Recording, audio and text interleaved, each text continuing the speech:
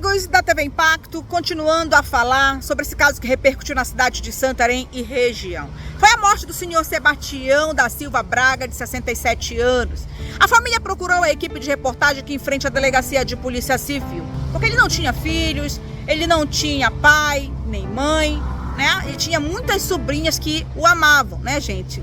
E ele acabou morrendo ali na mão de um usuário de entorpecente. Seu corpo foi carbonizado, enterrado em uma área de mata, né, em frente ali a Curuaúna, ali as proximidades da Curuaúna, no bairro Interventoria.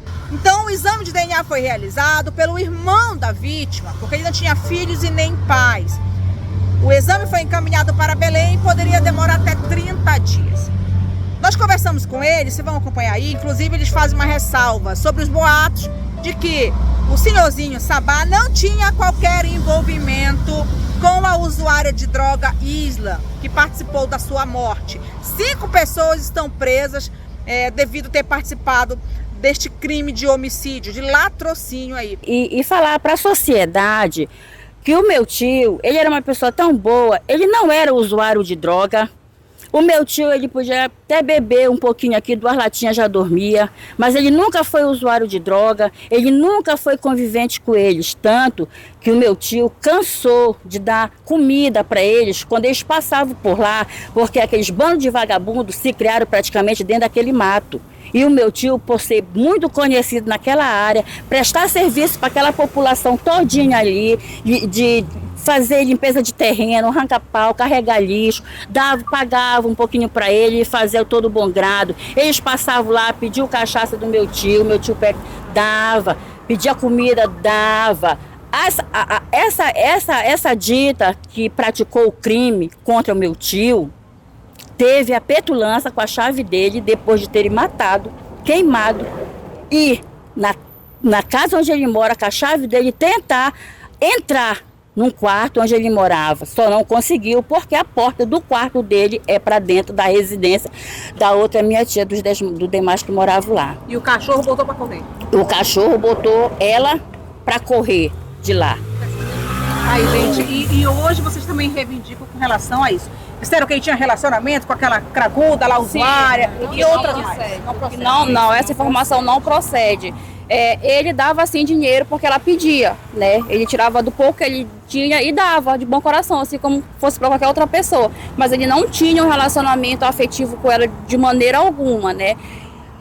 A gente recebeu vários comentários, né, na reportagem de que ele foi atrás de, vou dizer, de noia, que ele era noiado, foi atrás de mulher, né? O que não era, né? Meu tio não era assim, infelizmente. Foi uma noite, né? Eu creio que a gente nunca vai esquecer, né, do que aconteceu. E o que a gente pede é que a justiça, o juiz, olhe muito por esse caso e não deixe, porque a gente, família, não vamos esquecer. Os 5 não saíram na audiência de custódia. Não. E agora, com relação ao exame, 30 dias para sair o resultado. 30 dias para sair o resultado dos exames. O meu tio, ele tinha uma quantia, eu passei sexta-feira para ele, R$ 1.612 do salário dele, né?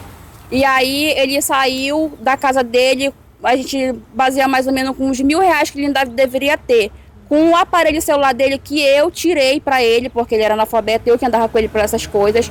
O celular dele acho que estava com uns 3 meses de novo. O celular sumiu, o dinheiro sumiu, o relógio estava com a Isla, né? A mulher que o companheiro dela mesma afirma que ela matou ele também, né? E aí, assim, a gente quer deixar claro para a sociedade que o meu tio ele não era uma pessoa ruim, nunca foi, né? Não era usuário e que eu vou dizer essas pessoas mais, porque eu vou dizer que são mal, que não estão respeitando a nossa dor, se coloquem no nosso lugar. E eu espero, e eu peço que nunca chegue a acontecer na família de nenhum, porque só a gente sabe. A gente perdeu um ente querido e ainda não poder velar, né? Velar porque, além de matarem, toraram os pés, tocaram fogo, carbonizou, não sobrou nada. Pedacinho de pé nem um pedacinho de nada que pudesse fazer um exame por aqui mesmo. Por isso que foi feito o DNA para Belém. Nós estamos aguardando esse prazo de 15 a 30 dias. Eu espero e eu peço de coração que seja feita a justiça e que o juiz não tenha pena, porque é doído, é dolorido. Estamos aqui, nós somos todas sobrinhas dele. Infelizmente, ele nunca teve filho, sempre foi nós por ele, né? E que ele não era um idoso só, como estão falando. Ele não tinha demência, ele não tinha nenhum tipo de doença. Ele mesmo pagava os boletinhos dele de conta, ele mesmo ia na lotérica, né? Então, ele não era dependente da gente, né? Não era dependente da gente, não tinha nenhuma demência como falam por aí, né? Que estão dizendo que a gente... Por que a gente deixou o idoso dessa idade estar saindo? Ele sempre saiu e voltou, né? E não dormia fora de casa? Não, nunca dormiu fora de casa, nunca dormiu fora de casa. Por isso que na primeira noite vocês já suspeitaram logo, né? Sim, desde que amanheceu o dia, as primeiras horas, 5 e pouco da manhã, 6 e pouco, ela que reside com ele na casa já ligou pra gente pra informar que ele não tinha aparecido. E a gente, família, se juntou, fomos pro mato fazer a procura, porque nós viemos na delegacia registrar, só que não registrou porque não fazia 24 horas que ele havia sumido. E quando eu estava aqui na delegacia, né, fazendo o registro, foi quando chegou a notícia de que o corpo dele tinha sido encontrado. Mas as procuras começou logo pela manhã. Pela família. Pela família, pelo fato de que nunca ele saiu para se ausentar do seu ambiente de dormitório, nunca. Você vai acompanhar agora a entrevista com o delegado Kleber Pascoal. Ele que está com este caso do senhor Sabá, onde ele colocou atrás das grades 5 pessoas e falou, foi ocultação de cadáver, né? Foi o latrocínio, que é o roubo seguido de morte. A entrevista aqui vai explicar melhor sobre esta situação e sobre os criminosos. A entrevista está completa, veja conosco aqui na TV Impacto. A princípio todos foram apresentados com algum tipo de participação. E isso, no decorrer do inquérito policial, a gente vai individualizar a conduta de cada um. O fato é que cada um tinha algum pertence da vítima, né? Então foi levado dinheiro, foi levado relógio, tênis, levado boné da vítima, cada um tinha alguma coisa que pertencia à vítima. Então, nesse contexto aí, todos eles, né, tiveram participação. Não apenas, né, se dizia que teria assumido, mas isso é para defender os demais. Já tem uma decisão, até porque eles têm um prazo, como se trata de réus presos, de 10 dias para concluir. Então, essa decisão já veio ali a partir da audiência de custódia. E a gente tem ainda esse prazo para relatar o inquérito e deixá-los como estão à disposição da justiça, porque venham responder pelos seus atos. Não, primeiro que eles, segundo informações, a mulher de um deles, que também foi autuada nessa associação criminosa, tinha uma espécie de relacionamento com esse senhorzinho. Então, ela praticamente atraiu ele para essa situação. E os demais ali, por conta, não sei lá do que, se foi apenas para roubar ou por questões de ciúme, acabaram ceifando a vida do senhor. A princípio, ele foi nas circunstâncias em que foi encontrado o corpo da vítima ali, eles tentaram ocultar, enterrando e posteriormente ateando fogo, mas a gente constatou que tinha membros inferiores da vítima separados do restante do corpo. Tipo, cortaram a perna da vítima, foi encontrado ali próximo do local, então houve essa mutilação e por conta disso a gente enquadra com vilipêndio a cadáver. Lá na frente, se de repente nas instruções pode ser desclassificado ou, quiçá, até ser capturado mais algum crime para que eles venham responder por tudo que foi feito até agora. Acerca deste assunto, procuramos o gerente do ML, Alexandre Adeodato. Ele conversou com a nossa equipe de reportagem, explicou sobre o exame e também falou que há uma atualização deste caso. O documento estará incompleto com a liberação do corpo. Vamos esperar para completar quando o exame de DNA vier. A gente sabe que é o seu Sabá, porém existe uma diferença entre identificar e reconhecer. Precisa realmente estar constado pelo exame de DNA que era o parente deles, ok?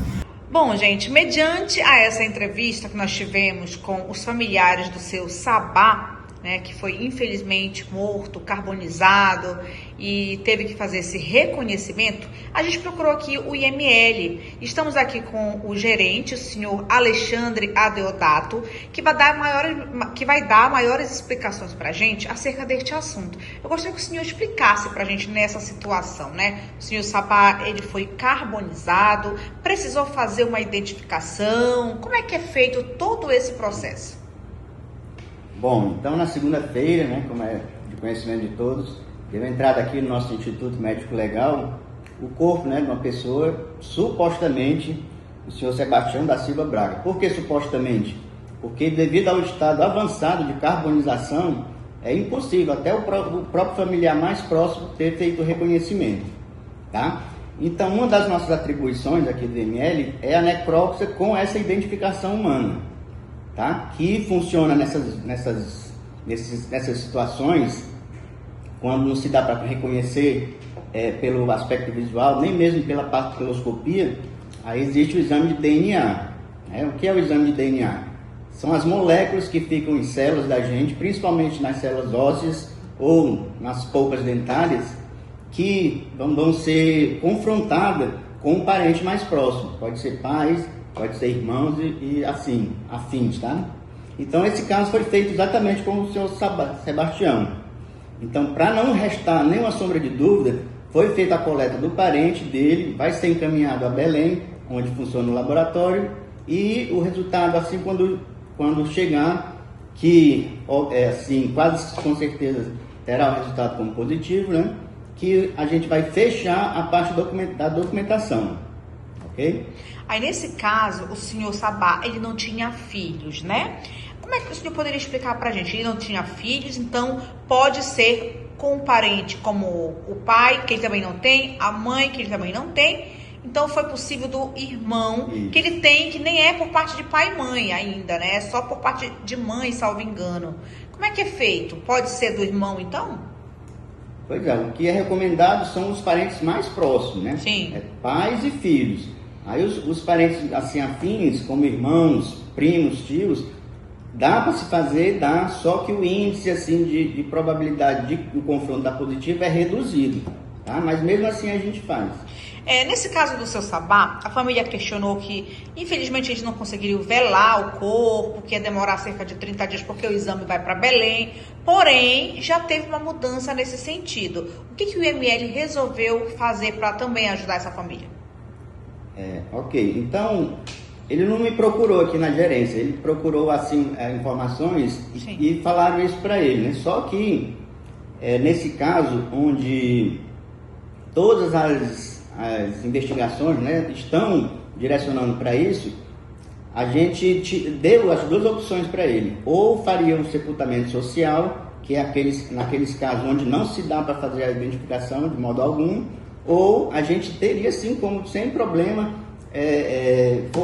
entregar o corpo, né, fazendo todo o protocolo de entrega, eles se comprometendo, se responsabilizando pelo corpo, pelo sepultamento. Só que a declaração de óbito que vai ser preenchida somente quando tiver essa liberação desse exame, que é a certeza 100%.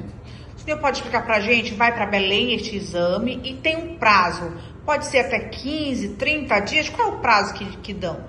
Isso varia por devido à demanda de exames lá em Belém, mas na nossa experiência, é de 30 a 60 dias está chegando esse exame. Aí, gente, essas são as explicações aqui diretamente do IML. Nós conversamos aqui com o gerente Alexandre Adeodato, que tirou um pouco mais de dúvida da população neste caso. Então, eu quero agradecer, em nome aqui da imprensa, por essa entrevista. A gente que agradece, estamos sempre às ordens. Pensou em descartável, pensou em Loyola Descartáveis. Aqui você encontra tudo o que você precisa. Copo, garrafas Galvanatec, para suco. Você que trabalha com comida, tem Marmitex de todos os tamanhos, isopor, tudo isso e muito mais. Eu vou te mostrar aqui na Avenida Fernando Guion, bem em frente ao bairro Salvação. Bora!